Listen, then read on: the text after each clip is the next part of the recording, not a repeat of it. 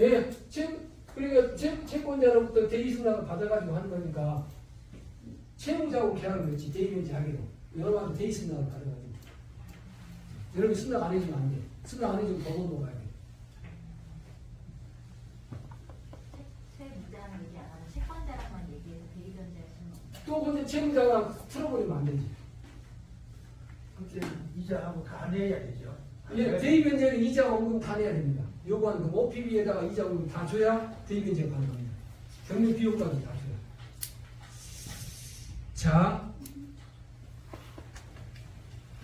천천히 이제 진도를 뺄게요. 여기 이해를 해야 되니까 영어부터. 그러면 사후정산이 뭐냐? 사후정산. 여기가 채권자예요. 은행은 채권자.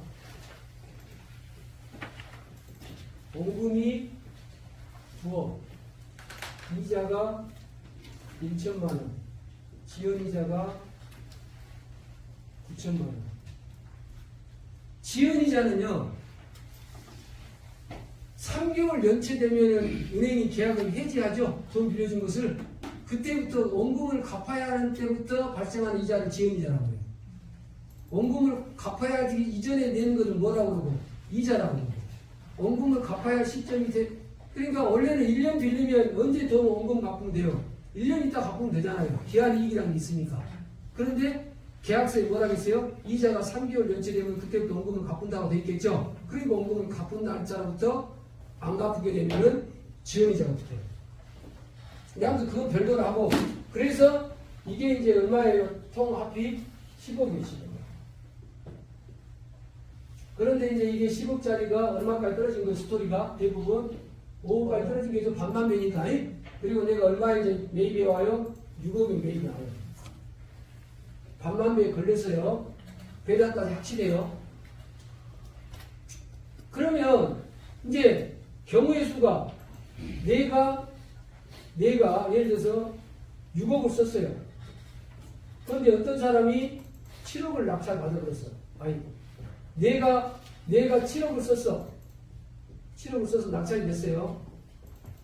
6억에 매입했는데, 그러면 10억짜리를 얼마에 산 거예요, 내가? 4억에, 채무수 하기로 했어요? 6억에 하기로 했죠? 그러면 내가 7억이 낙찰됐으니까 내가 이제 경락 잔금을 납부할 거 아닙니까? 이 대금이 누구한테 가는 거예요? 은행한테 가지. 그럼 은행은 6억만 먹기로 했죠? 그런데 얼마가 돈이 들었어요? 7억이 들어왔죠? 그러니까 1억을 나한테 뱉어야지. 이걸 뭐라고 한다? 사후정산. 이 사후정산 방식이 오리지널이고, 이게 이제 FM이고, 이럴 수도 있죠. 내가 7억을 썼어. 내가 7억을 썼어요. 그런데 어떤 놈이 8억에 낙찰됐어. 그래서 그럴 수 있죠. 또라이가 나타나가지고, 나보다 더 써버렸어. 나보다. 그러면 이 사람이 잔금 넣으면 얼마가 가는 거예요? 이 8억이 가죠? 그럼 내가 6억으로 샀잖아요. 그럼 이 사람은 8억이 들어왔잖아요. 그럼 원래는 나한테 2억을 주는 것이 원칙이에요. 2억을 주는데 이 유동화 회사가 이런 경우는 무효로 한다라고 채무인수 계약을 거죠. 그거 다 들으세요.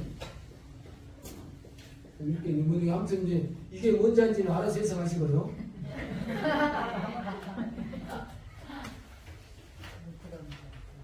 지금 무슨 말인지 가시죠? 네. 원래는 채무수 계약을 맺으면 채권 양도랑 똑같잖아요. 내가 채무를 나를 묶어줬잖아요. 그러니까 금액이 나보다 더 높이 쓴 사람이 나타나면 뭐 해야 돼요? 나를 줘야지. 나를 줘야지. 그런데 채무인수 계약, 그러니까 여러분이 채무인수 계약을 배울 때 나 아니면 이 채권을 살 사람이 없어. 그러면 채무인수를 시중에서 유튜브에서 얘기하고 있는 채무인수로 가지 말고 이렇게 갈 수도 있다 없다? 있다. 사후정산은. 사후정산은. 칼자루를 내가 지고 하라는 거예요. 칼자루를. 어떻게? 내가 운치하는 금액보다 더 높이 운치하되면 내가 채무인수한 금액에 배당금 받아서 나머지 정산해서 나한테 주기로 한다. 약정하면 되잖아요. 무효로 한다 하지 말고 무효로 한다는 거. 자, 거기 보면은 우리 교재에 보면 황무차 특이라고 있어요. 몇 페이지 보시면 복차에 보면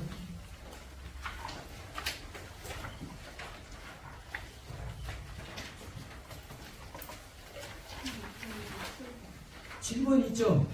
7번 페이지 12페이지 7번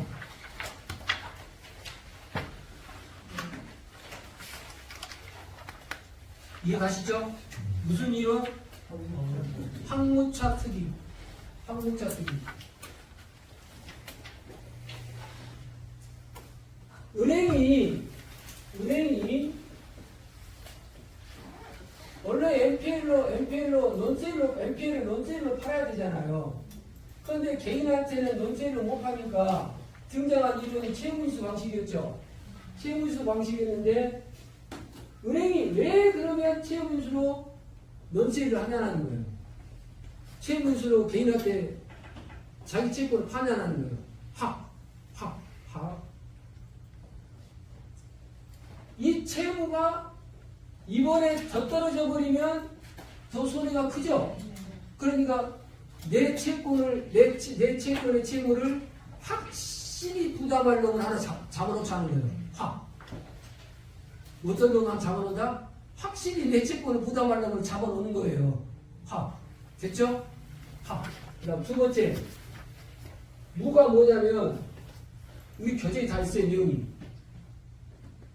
응찰 금액보다 더 높이 써가지고 낙찰자가 나타나면 채무인수 계약을 뭘로 한다? 무효로 한다.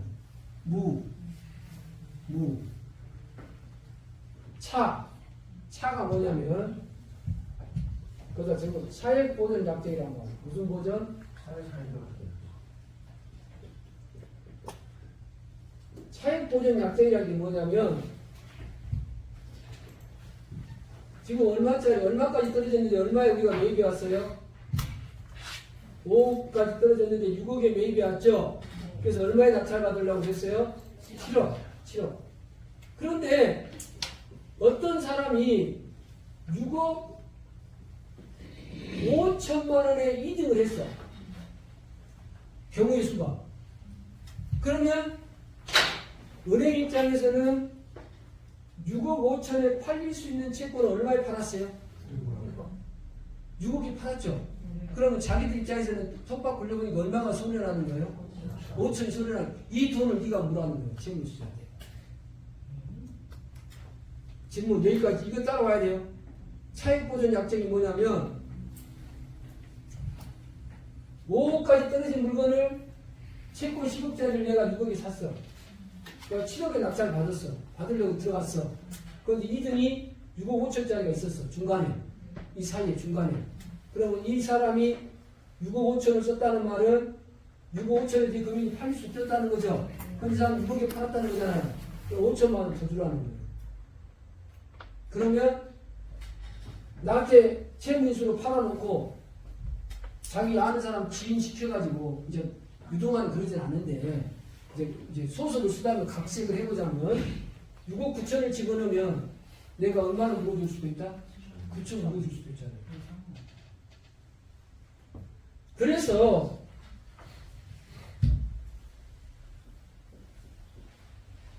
채권 행사 금액이란 말이 나옵니다. 무슨 금액 다 같이? 채권 행사 금액이 뭐냐면 논세일에서도 있고 채무인수에도 있어요. 원래 채권 행사 금액은 뭐냐면 채권자가 10억짜리를 6억에 팔았단 말입니다. 그러면 이거 6억에 논세일로 가져온 사람이 입찰을 볼 때 채권 행사를 120%까지만 하라는 거예요. 몇 프로까지만 하나? 120%. 그러면 예를 들어서 7억까지만 하라고 하면은 이 금액 이상은 못 쓰는 거예요. 응찰 금액을. 무슨 금액? 그걸 보고 채권 행사 금액이라고 해요. 정해져, 은행이 정해져. 그럼 왜 그러냐면 10억짜리를 6억에 팔았는데 어떤 사람이 10억의 낙찰을 받잖아요. 그러면 나중에 감사를 받을 때 야, 너희들 10억에도 팔릴 수 있는 채권을 왜 7억에 팔았어? 너희 좀 담아간 거 아니야? 둘 짠 거 아니야? 이 사람 너희 친척 아니야라고 감사를 받으려고 했지. 오해를 받을 수가 있지. 오해를. 이해 가시죠? 무슨 얘기 하는 건지. 아무튼 그런 여러 가지 이유에서 그 다음에 채무자를 보호하는 그런 각도도 좀 있어요. 관점도 좀 있어. 채무자를 보호하는 관점 중에 채권 행사 금액을 정해줘 버려. 너 이 채권 사가지고 와갖고 이거 해. 또 어떤 것도 있냐면 너 이거 매입하고 논세일로 매입하고 나서 6개월 이내에 이거 팔지 마. 이런 약정도 해. 그러니까 첫 번째가 채권 행사 금액도 정해주고 6개월 동안 매각하지 못하도록 하고 세 번째 뭐냐면 내가 지금 6억을 사왔잖아요. 10억짜리를. 그러면 내가 이걸 7억에 낙찰 받으면 나는 얼마를 손해본 거예요? 지금 채권을 10억짜리를 6억에 사와서 7억에 낙찰 받으면 3억을 못 받았죠? 그럼 나중에 3억을 이 사람한테 또 채무자한테 또 청구할 수 있거든요. 추심도 하지 말라고 해요. 이 세 가지가 꼭 붙어. 하나는 뭐다? 채권 행사금액 얼마까지만 채권 행사해? 120%까지는. 예를 들어서. 그 다음 두 번째, 채권 6개월 이내 팔지 마. 재매각하지 마. 내가 채권 사가지고 와가지고 다른 사람이 사겠다고 하면 금방 팔 수 있잖아요. 그런데 그 다음에 남는 금액, 못 받은 금액 있죠? 돈 빌려주고 못 받은 금액. 그거 추심하지 마. 이 세 가지가 요건이 붙어요. 이 세 가지. 붙은 데 있고 안 붙은 데 있고. 붙은 데 있고 안 붙은 데 있고. 그러니까 채권 행사 금액을 안 정해주고 잘 봐요. 어떤 사람이 6억에 사가지고 와가지고 10억에 낙찰을 받았어. 그런데 차익이 차순위가 9억 9천만 원짜리가 붙었네. 6억에 사왔는데 그러면 차익 보전 얼마 해줘야 돼요? 4억 9천. NPL로 돈 좀 벌려다가 이거 약정 잘못하면 머리 터져버려.